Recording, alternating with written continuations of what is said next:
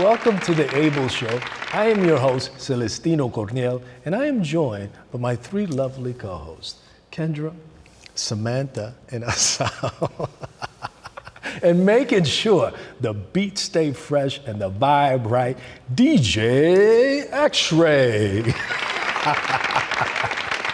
Every triumph has a hidden story, one of struggle, transformation, and perseverance. And today we are honored to highlight the hero's journey of a powerhouse talent whose presence has graced some of the most iconic franchises, from The Walking Dead to the Marvel Cinematic Universe.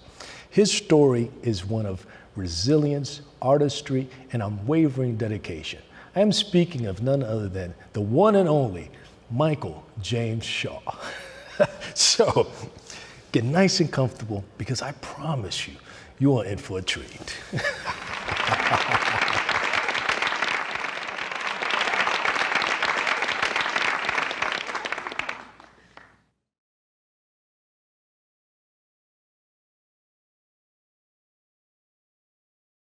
Michael James Shaw, welcome to the show, man. It's a real honor and pleasure to have you here. Pleasure to be here. Thank you for having me. Thank you so much for coming. Of course. Yeah. So I'm so curious, man, from Ocala to the spotlight.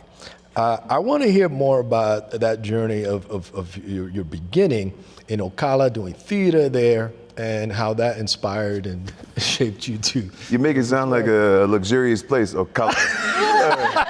Well, some folks listening don't know. You would not know. I was born and raised in Ocala, Florida, little small town. It's actually famous for the original Tarzan films they shot out there. Really? And another claim to fame, John Travolta has an estate there in a private airport where we had our homecoming dance. Wow. It's a big dance hall there. I did not know. And my aunt, may she rest in peace, lived in Ocala. So my people still in Ocala. I did not know any of that. Yeah. And it's famous for horse breeding. Really? Yeah, the equestrians have taken over the city, yeah. Wow. But I grew up down there. Every day. Yeah. And played football, did the whole Florida thing. And then somewhere along those lines, I started doing theater in middle school. Through my middle school, we did these competitions through ITS, the International Thespian Society. That was the first time getting my feet wet. Wow. Doing some church plays, and that led to me doing some community theater. And all the while I was playing sports, I started playing football in middle school, and that led to starting varsity freshman year in high school. And they were kind of dueling at a certain point, the arts and sports. Yeah. And eventually the arts won out. What was that pivotal moment where you're like, all right, I'm dropping this football, and what was that? Choice when you That takes me back. Because it does. I'm sure it does, because I'm sure that most of your peoples were like football, yeah. right? Oh yeah, my brother. So my brother kind of led the way on that. He's about 7 years older than me. He actually played on the state championship team that Dante Culpepper was quarterback of. So it was kind of drilled into me at an early age. But in high school, I think it was my junior year. So I was doing the ITS, International Thespian Society, and they had announced this national high school cast of a musical called Ragtime that they were putting together. And my teacher at the time said, you should audition. I had been playing with some songs from that show, and so I went out for the audition. 300 kids across the U.S. auditioned. They called back a good 50 of us to the callback.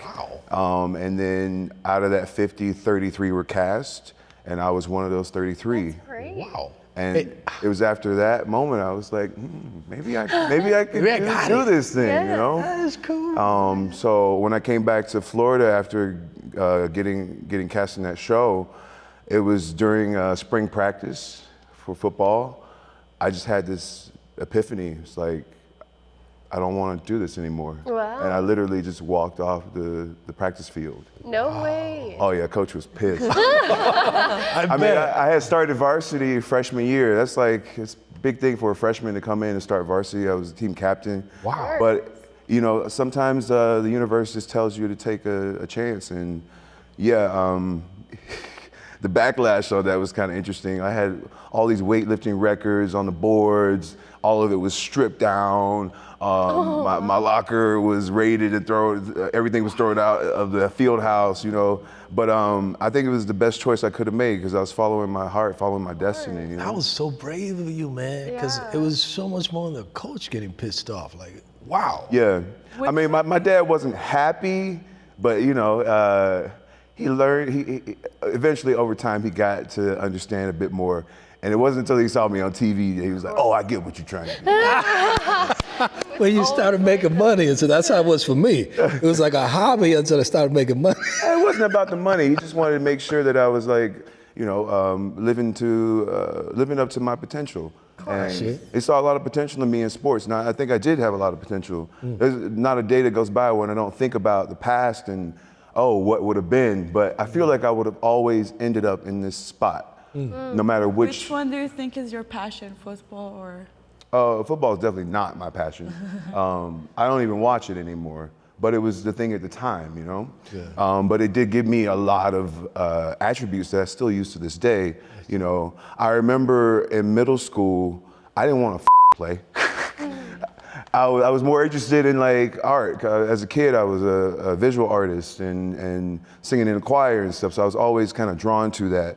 And my dad was adamant about me playing football to the point where MCYFL, Marion Youth Football League, my first week of practice, my dad was on the field with me in the trenches, holding my inhaler, but also just like making sure that, you know, I felt safe and like, yeah, I really, God rest his soul, John Henry, he gave me discipline and he instilled a certain amount of fortitude in me that to this day is like alive and well. Yeah, well, when you learn discipline at such a young age, it helps. I'm sure it's helped carry over into your acting as well. Carries over into everything. Yeah. You know, it's like the I guess the core of my approach to life. Yeah, Yeah. that's great. Tell me, what age was that play? Like, how old were you when you did that? Got picked for that play? Oh, that play, Ragtime? Oh, I think I was probably like 16, 17. Yeah. And it's crazy, a lot of the kids from that cast, or adults now, they're all, a lot of them are professional actors and doing their thing in New York. But it was like we all knew at that time that's what we wanted to do. That's It's so crazy great. that we all had the same amount of fervor and like, you know, certainty about, oh, this is what I'm supposed to be doing. This is the path I should take. That's so cool, man. I am thoroughly impressed because one thing is like knowing it, but when you have all these pressures and expectations, and particularly at such a young age, to have the courage to like stand on your business and be like, I'm gonna walk out. Yes. That's incredible. to go And get we're gonna go on commercial breaks to pay some bills, but we're gonna get back into it with Michael James Shaw.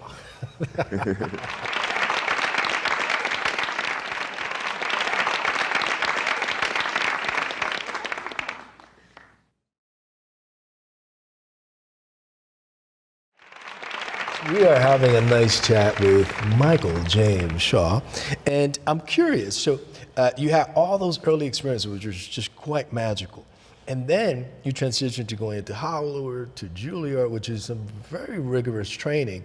How did that inform your work? Oh, well, I always wanted to get to New York. And I feel like Howard just landed on my lap in a way that I wasn't even aware, sad to say, I wasn't aware that Howard existed. You know, when you do SATs and then all of a sudden you get like all these mailings from schools, and I got a packet from Howard and I started doing some research on it, and I was like, oh, Felicia Rashad and Debbie Allen went there, Ozzie Davis. The school is like filled with a history. Roberta Flack came out of the School of Fine Arts. Just the amount of history that was embedded in the school, it just kind of, it was like it's a no-brainer. And I took a leap with that too. I guess I was crazy from an early age. So luckily, I submitted my application, and luckily my brother-in-law, Aaron, was stationed in Virginia at the time. So for the actual audition, I flew up, I stayed with him in the barracks, and he drove me to Howard to do the audition. And I think I did a monologue from Ma Rainey's Black Bottom, Levee, and sang a song from Ragtime. And I don't know, there's something special about walking into the Ira Aldridge Theater, which is where we did primarily most of our shows, but I had no idea who Ira Aldridge was and his legacy playing Othello at a time when actors of color weren't playing black characters on stage. It was men in blackface, you know?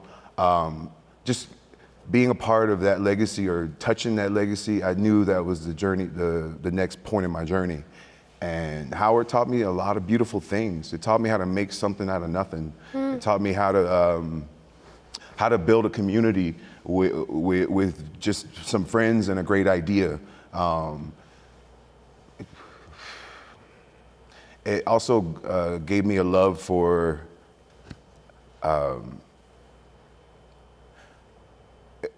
sorry. I'm not You're good. totally cool. We're enthralled. I had never been in a place where I was surrounded by people that looked like myself. You know, in the theater I had done, and even the high school projects, I was always like one of two. And to be surrounded by people who look like you, from, you know, the tech, like behind the scenes to on stage, who's directing us, who's picking the material that we're working on, who is teaching you how to act, how to like process information. To have someone that looks like you relaying the information, it's priceless. And I didn't realize that. I knew going into I'm going to HBCU. I knew that, but to step into those halls and then to be welcomed and appreciated in a different way, because right when I got there, I was in a show my first semester. Freshmen don't do shows, but we worked out a deal where the first show I did was we did this adaptation of Romeo and Juliet, which one of the faculty members wrote the music. It was a musical adaptation. He wrote a beautiful score and I guess interpreted that story in a way I'd never heard before. So right out the gate, I was immersed in this creativity and this spark of like, oh, this is what the arts is supposed to be, you know? Us creating, you know? And collaborating as actors, not just like regurgitating what's on the page, but what is our input? What do we think the character should be doing? Right away, we were kind of immersed in that. And from that point on, I was in the show every semester at Howard. Whereas back home in Florida, they knew I was talented, but they didn't know what to do with me. But it fit you in. You know? Cast you. But that was the thing that gave me confidence, and it gave me a sense of like self-worth that I couldn't have gained if I stayed in Florida, if I went to like, you know, one of the known conservatories, if I went to Juilliard too soon, you know? So I really appreciated that experience, and the family that we made in those 4 years, it was alumni as well as current students, we're still tight today. Like we check in with each other, like we may not see each other a lot, but we always check in and make sure we're good. Like those are my brothers and sisters, like for life. Of course. Because we went through it. Because Howard is a tough school, you know. And that idea of making something out of nothing is because we didn't have funding, you know. So we would get together and create our own little projects. We had a little black box theater called ETS, Environmental Theater Space. It served as a classroom, but we also would get together and put on cabarets. We put on like one senior, he put on a production of Sweeney Todd in a little black box theater. You know, it's like we had all the pieces to make what we wanted, but we just had to like figure out how to do it. And yeah, some really great professors there. One that I will never forget the lessons he taught. So we had a professor who taught costumes and makeup, and he was kind of like the Reggie Ray. He was a working costume designer at the time, God rest his soul. His legacy lives on. But that man, he touched everybody in that department, and he taught us how to think. He taught us how to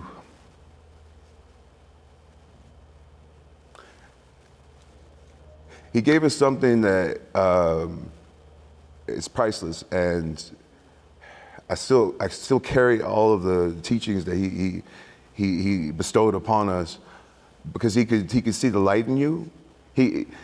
Upon first meeting, he could like tell you exactly what your future is, and he was always right. That's crazy. It's incredible. But he gave me an opportunity in my junior year, I think it was, that just changed my life, changed my trajectory. So he would always have opportunities for students to come and work with him while he was out doing things at any of the regional theaters in the city. And I think it was my junior year, he had the opportunity to costume August Wilson's 20th Century Cycle, which the Kennedy Center was putting on. And it was the first time they had done all of August's plays in chronological order in one bout. And he had made a little announcement. He was like, so some of the actors who are playing in the thing are double cast, and they can't be in both rehearsals at the same time, so they're gonna need rehearsal readers. I'm gonna put a list up on the wall, so y'all sign up so I can get you in the room. And I ran. Put my name on the list, and it was like 4 of us that got the opportunity. So my first day in the rehearsal room, I was in the rehearsal for Ma Rainey's Black Bottom with Harry Lennox, Roger Robinson, who later won a Tony for Joe Turner's Come and Gone. I was standing in for Anthony Mackie, who was double cast in another show. So I got to like do the blocking and have input on like what the character was up to in a room full of actors who I had like looked up to my entire life. An incredible opportunity, man.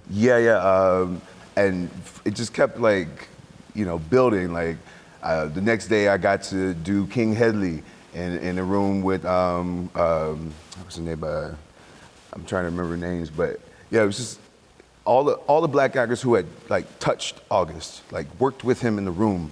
They were all here in the room. And that must have been like incredibly inspirational. I mean, like your story is just amazing. We're gonna pay some bills and we're gonna get back into it. It's like, whoa, like you blow me away, man. Yeah. We'll be right back, folks, with more Michael James.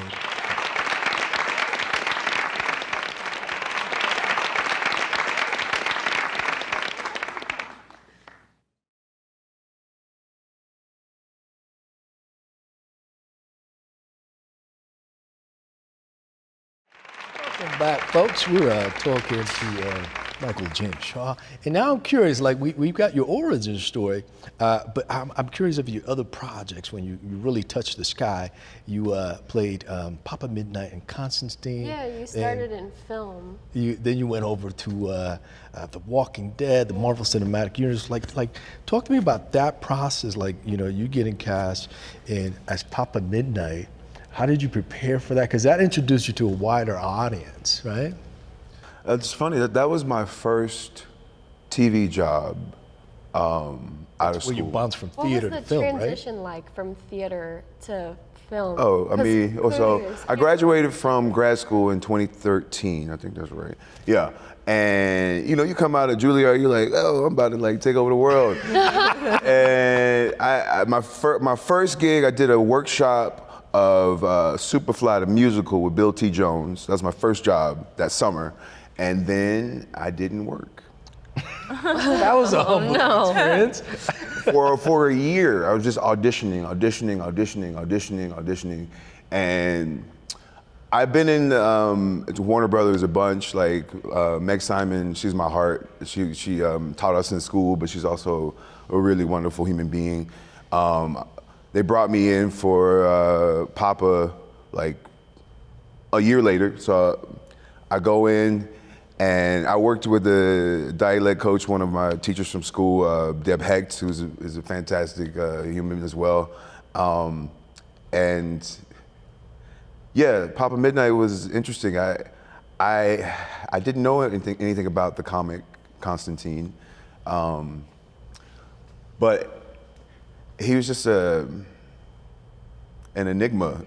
And I think that was part of the thing. It's like sometimes when you don't necessarily know what the character is, the act of figuring it out is kind of what leads to some magic on screen, you know? Yeah. And I had a great time working with Matt Ryan and that whole crew. And that was one of the first times where I got to experience it was my first time on a TV set, and the amount of collaboration that happens, you know?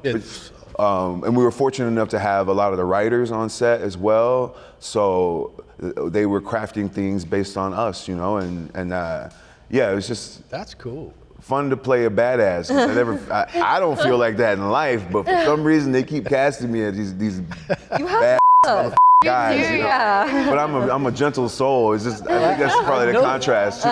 You But like, give a kind heart a gun, you know? how long after that did The Walking Dead come along? Oh wow, How that's was that? that was a. Did you go through another dry spell that humbled you some more? I wouldn't say dry spell, but I feel like I just had evolved as a person, like, and I've been through a lot, you know. And Walking Dead came at it was a really interesting transition because it was COVID happened.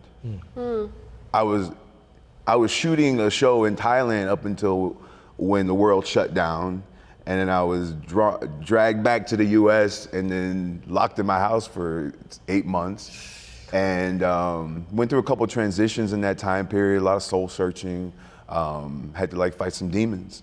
And it was around Thanksgiving of 2020, I decided not to travel.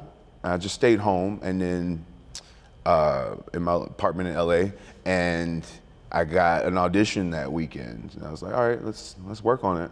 And I knew it was for Walking Dead. I didn't know what character. They gave me like dummy sides, but those sides, they just spoke to me in a way that most material is like, oh, it's cool. But this one, I just kind of like lost myself in it. It was 2 scenes. There was one where a guy comes in and interrogate a captive, and he was just ruthless, playing Russian roulette with this guy's life. And I was really just interested in how cold I could be. 'Cause I'm a nice guy, so I was like, let me just see how far I can go with it. And I just worked on it for the whole weekend, and a buddy of mine was in town, so I was like, yo, on Sunday, you wanna come through? I did 1 take of the first scene. I was like, we're good.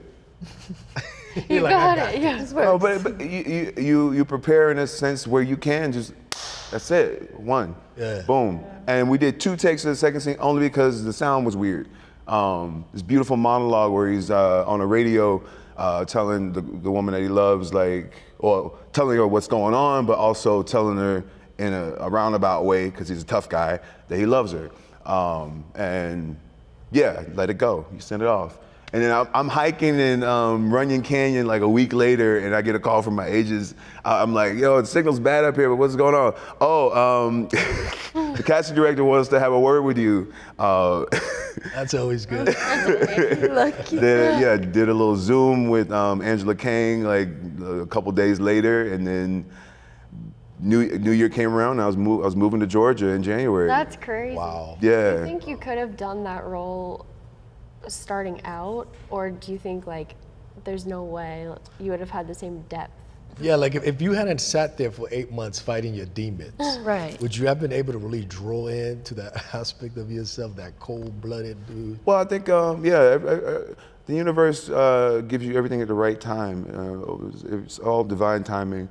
And yeah, that role, I mean, every role that I've had the honor to step into, it came at the right time. And that one, especially, it changed my life.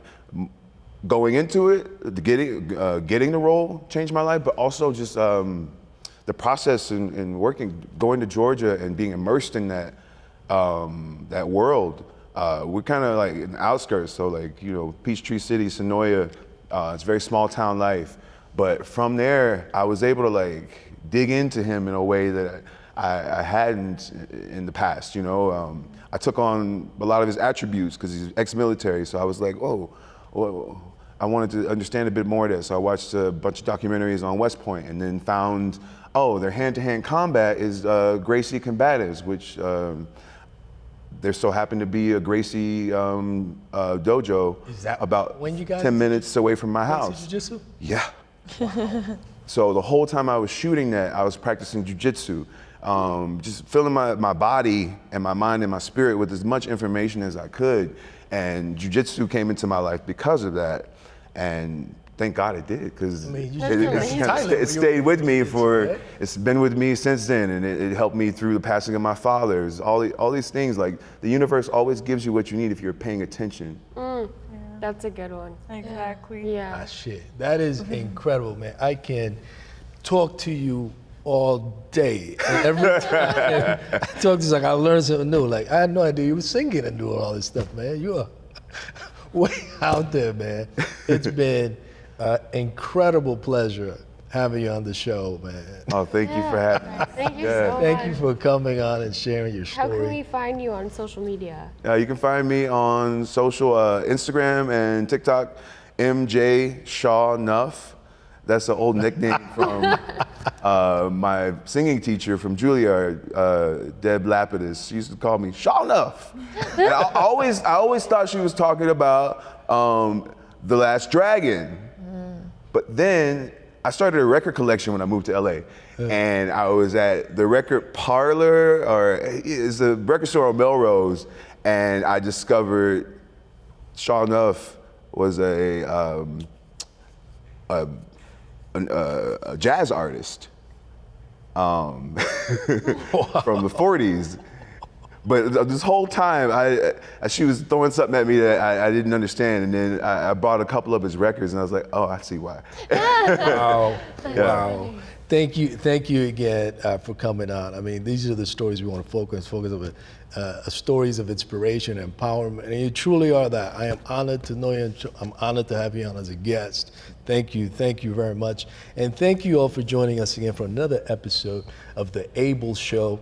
Until next time, stay true, stay inspired, and remember, you are able. You are able to heal. You are able to overcome. You are able to thrive. Ashe. Amen.